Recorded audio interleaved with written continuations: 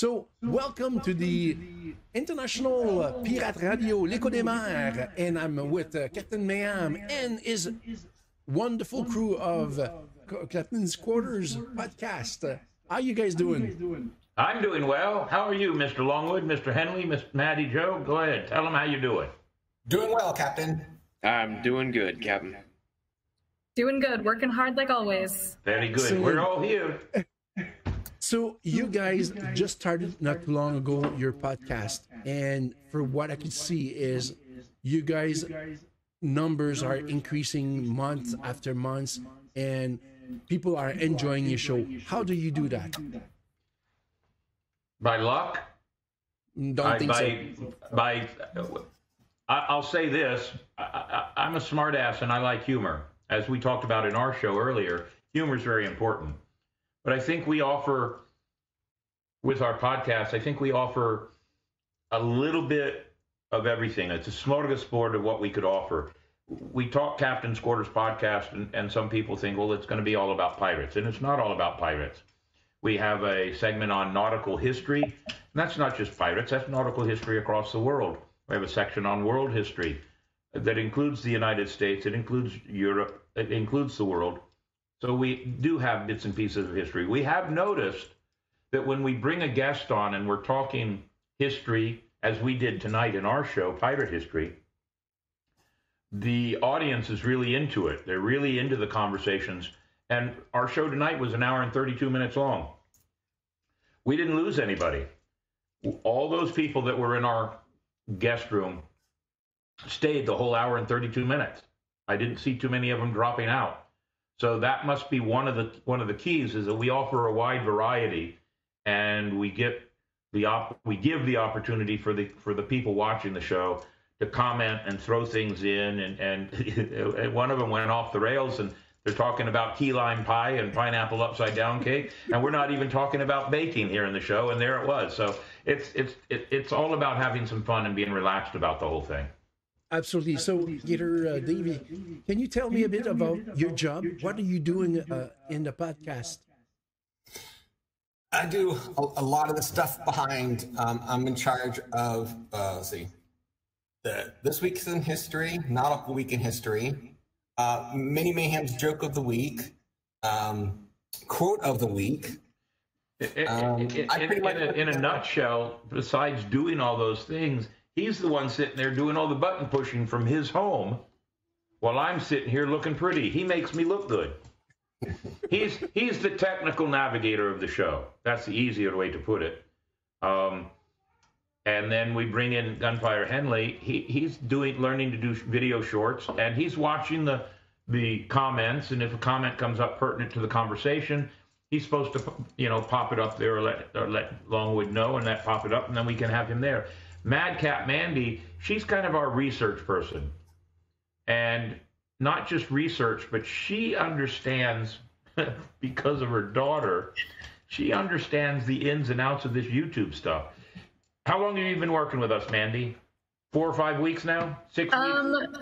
I jumped on like late December. I started changing your back end and stirring up stuff to start getting you tracked. So don't tell everybody you were playing with my back end. That's a different story. But her daughter has a YouTube channel that's actually making money. Yes. And her daughter is 10 years old. She's 8. She's 8. I'm sorry, 8 years old. Wow. That's even that just rubs salt in the wound. That's even worse. So she's learning more. And when she first came on board, we learned some things that we had been doing. This is our 84th episode, and the first 60 episodes that we had done, we found out we had been doing some things that we probably shouldn't have been doing, and YouTube was choking us out. Yeah. So with her knowledge and her experience, we've jumped a huge jump from December to present day, 3.5 months. We've made a big jump. So it's a good thing. And then we have things like cat butt showing up in the screen. It's all about fun. That's what it is. And I constantly will brag on this crew. If it wasn't for Davey and Henley and Mandy Joe, the show would go. It would be boring if it was just me, and I don't know how to push all the buttons anyway. So, where do you want to bring your show in the future? Well, we'd all like money. Aren't we all? The notoriety of doing a quality show is good. We're now getting requests from, like, the sheriff of St. Johns County. That's a high-level official here in the county, and he wants to be on the show. Those kind of things are important. I want people to ask us to be on the show. I would like other pirate crews to ask us to be on the show. I don't want to beg or solicit for people to be on the show. I want them to ask us to be on the show because they see some value in their being a guest on the show, or especially pirate captains. We want them to talk about their crews and what they do, or if they're running an event, we want to help promote their event. It may not be something that we can, we may be talking about, say the event, an event going on in California. Some of the people watching us may not be in California, but they may go to California. Yep. And that's important. It is. So, is there a script? Do you guys write scripts during your the preparation of your shows, and do you follow your scripts? We have an outline. That's why I keep looking at this other computer screen that you can't see. We have an outline. I write the outline, but the outline is basically the same every week. We'll insert names of, like, the guest, but my guidelines are here, and I write it and then give it to Longwood because he's responsible for making sure everything's supposed to pop up on time. But as far as the scripting goes, as far as what we say or where we take the show, nothing. When I did comedy clubs, everything I did was improv. And when I bring guests on, and we didn't do it for you, we don't do it for any of the guests. The only thing I ask the guests before they come on, is there anything they do not want me to say or talk about? Because I do not want to insult a guest. The sheriff is a perfect example. I said, is there anything you don't want to talk about? He said, the sky's the limit. We'll talk about whatever you want. And he doesn't want a script either. He wants to improv the whole evening. And it's probably going to be an hour-and-a-half show. Excellent. And he wants to improv. Yeah. So I like the give and take of improv because it's natural. People can tell it's scripted. And if I ask you a question and you give me an answer and it sounds too pat, then we're not being honest with our listeners. And Absolutely. that's important. Yes. So I do have a question for Gunnar Henry.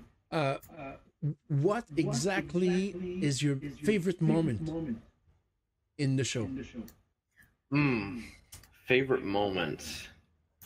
Oh, that's kind of a hard one. Sometimes I'm not paying attention, if I got to be honest. Favorite moment. Well, we finally got it out of him. Yeah, that's right. Listen, I'm an honest sailor.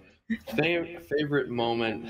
I gotta say, seeing some of the videos that Davey makes, mostly the This Week in History. I am an absolute history lover. I love everything about it. So seeing some of that stuff, I learn something new every time it comes up. And yeah, I think that's got to be my favorite part. Okay, good. And you, Mendijo, what is your favorite moment in the show? I don't know. Just when we get like really like off topic goofy going, it's a lot of fun for me. When we get weird stuff that I can go mess with later, because I do like a lot of strange editing on the backside, changing of the tags and like all of that stuff. So anything that I can grab that I can pull to just start throwing stuff together. So I was making changes to the show while it was going, which is what I've been starting to do a lot more of. And it seems to be helping pretty heavily there. My daughter doesn't do live videos, so she only does pre-recorded stuff. Yes. So I've been having fun figuring out how to get the live videos to catch. And tonight's feed was 98% suggested videos for the view count. Oh. And so I just sit and follow that and watch the pattern of what's being said and what's been going on, and can watch it spike and go try to figure out how to grab and pull with it. Yeah. And I just have fun when it gets all goofy doing that. You know, doing live show is one of the most interesting things because you never know what direction it's going to be going. But going back to you, Navigator Davey, what is your favorite moment? What is my favorite moment during the show? Yeah. I do like hearing all the viewers' comments on the history videos after they're shown. Okay. I also like it when I have opportunities to put up little cartoon Navigator Longwood saying, "Now you know why all the rum is gone," when the captain, might lapse a little bit. Yeah. Yeah, they enjoy trying to rib at me, and we're making some new inroads on a couple of other things. Like we mentioned at the beginning of the show, Mini Mayhem is going to have a voice. I like consistency. That's one thing that I kind of insist on with the show, that we try to keep it within the guideline that I write every week. If it goes off the rail on a discussion, that's fine. I don't care. And I'll be really honest with you. When we start to hit that hour and 20-minute time, I start to get nervous because I'm afraid, okay, and then my wife really just pushed the nervousness button on me when she said, posted long-winded. So she really pushed that, because I do know that I like to talk and I do have a good time with it, but I'm always afraid that I'm going to bore everybody. So I started not paying attention exactly, and I got all befuddled over here, and that's why we were out of order, is because I was paying attention more to whether or not we were boring and not to the guideline, because I worry about that. So it's we could make this a 2-hour show if I wanted to. I could have a lot of fun with it, but I don't want it to be mundane, and I don't want it to be long-winded, as my wife would say. So we try to find a happy medium, but improv and spur the moment and live recordings. I'm a huge fan of original radio back in the early days of radio, because none of it was scripted. These guys did the only one thing that was scripted that I'm really a huge fan of was Orson Welles' War of the Worlds, which is internationally known, and it was scripted, but the way they did it, you wouldn't have been able to tell it was scripted, and that's why so many people went into panic mode, and it caused problems across the world and set FCC standards. So I like it when it's not scripted, and I like it when I can ask a question, or a question might come up, and the honesty of the guest answering the question is what I think is good for the audience. Mm. Yes. We know that you got a great experience doing all kinds of theaters and entertainment and things like that, so it makes your life as an host easier, isn't it? It does. It makes it easier, because as I'm doing, like my magic shows, when I would do magic shows in the comedy clubs, magic comedy, I'd walk on with a table and a suitcase, and I'd open the suitcase, and all the tricks are there, and I don't know which ones I'm going to do. I only know I'm going to do them as the audience responds, because then I know what the audience wants, what the audience likes, and what's going to get me good response.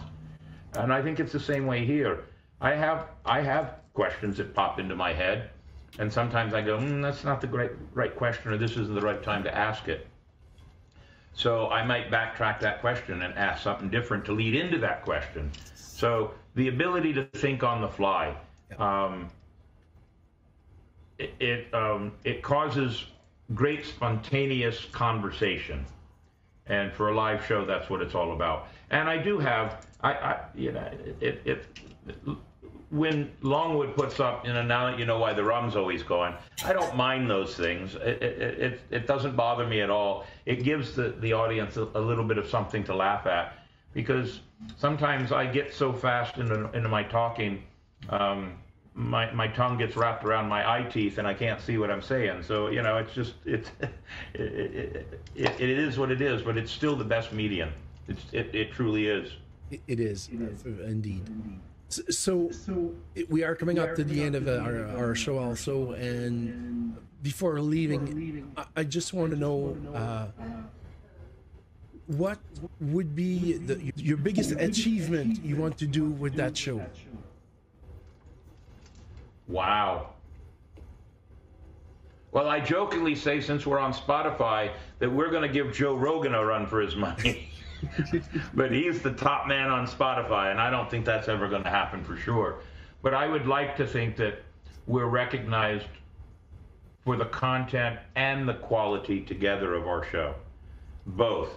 Not one, not the other, but both together. The content and the quality of our show. That we appeal to people of all venues and all areas or all cultures, or because we now know, I mean, we have pirates from Canada that watch us. We have pirates from Europe that watch us. I think Dave even noticed that we have pirates from Australia that are seeing our show. Yeah. And that's really great, you know.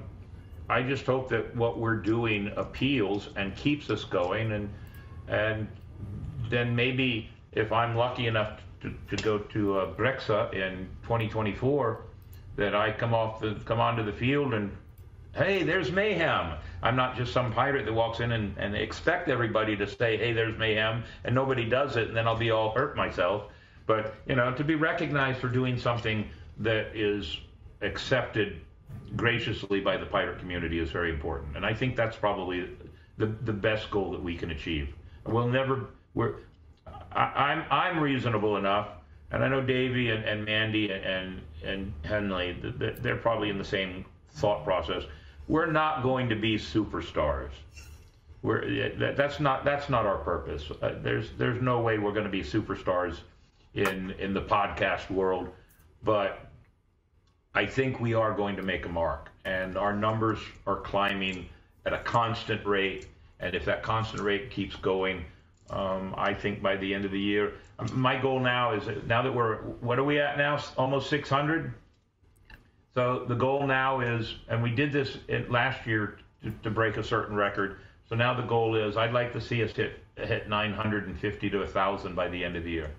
Okay. And we'll see what happens. But it's also a joy to be able to be like a part of the IPC, and that now our word and our faces and our work is getting out there to other people.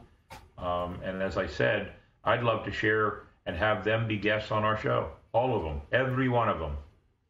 We'd open the show, and if there's a language barrier, I'll send crayons and paper, and we'll draw pictures. Whatever it takes. But but it would be an honor to do that. We do have a couple of pirates from the Pirates of the Caribbean movie that I'm friends with out in California, and they want to be on the show with us. So I'm working on that now. Yes. So that'll be really cool. Yeah. So to be recognized by some of the performing pirates now, and they want to be on our show, that's important to us too. What I found out is that around the world, every pirates speak a bit of English. It's not the perfect English, but they do speak a bit of English, and sometimes it's good because it makes it tell us a bit of their culture in English. So and it's creating some fun moment also. So it's great.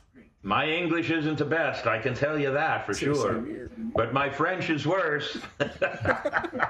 I might be able to say. We're not going to talk about your German. No, don't talk about my German.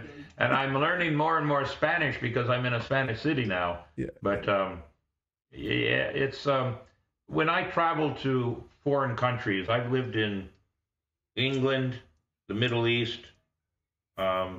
Never lived in Germany, so that's probably why my German's terrible. Japan, Hong Kong, Taiwan, Philippines, Korea. Everybody speaks English. I mean, across the world, everybody speaks English. Some people's English is just not as good as others.